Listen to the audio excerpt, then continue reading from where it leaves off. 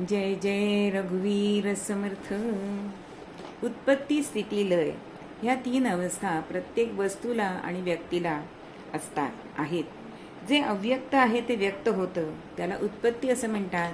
काही काळाने व्यक्त वस्तू पुन्हा अव्यक्तात जाते, त्याला संहार असं म्हणतात.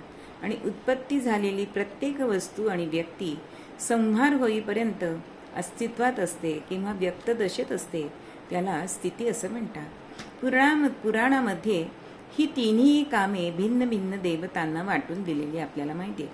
की उत्पत्तीचं कार्य ब्रह्मदेव यांच्याकडे सोपवलंय, विष्णू प्रतिपालनाचं कार्य सांभाळतो आणि संहाराचा वाईटपणा शंकरांनी स्वतःकडे घेतलाय.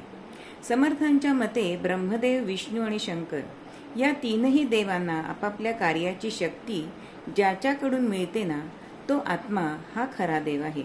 म्हणजे असं म्हटलं जातं की ब्रह्मा, विष्णू आणि महेश या साकार देवता आहेत असं गृहीत धरलं तर ब्रह्मदेवाचा सुद्धा कोणीतरी निर्माता असला पाहिजे, विष्णूचा कोणीतरी पालनहार असला पाहिजे आणि शंकराला संपवणारा कोणीतरी मोठा देव असला पाहिजे.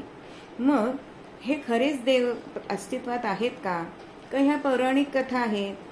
ह्याच्याबद्दल दासबोधामध्ये ब्रह्मनिरूपणामध्ये समर्थ असं म्हणतात की मूळ परब्रह्माच्या सत्तेवर उत्पत्ती, स्थिती आणि लय ह्या घडामोडी अविरत घडत असतात. एखादी व्यक्ती किंवा देव्हाऱ्यातील मूर्ती हे कार्य करू शकणार नाही.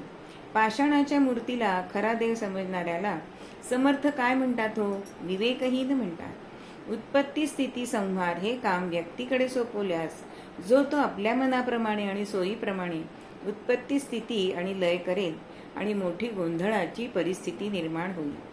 या तिन्ही गोष्टी ज्याच्या अधिष्ठानावर घडतात त्याला समर्थ मुख्य देव असं म्हणतात आणि या मुख्य देवाचा कोणीही निर्माता असत नाही. म्हणूनच स्फुट कवितेत समर्थ म्हणतात, सकळासी निर्मिता देव, देवासी निर्माता असे, सर्वासी मूळ तो देव, देवासी मूळ नाडणे. जय जय रघुवीर समर्थ.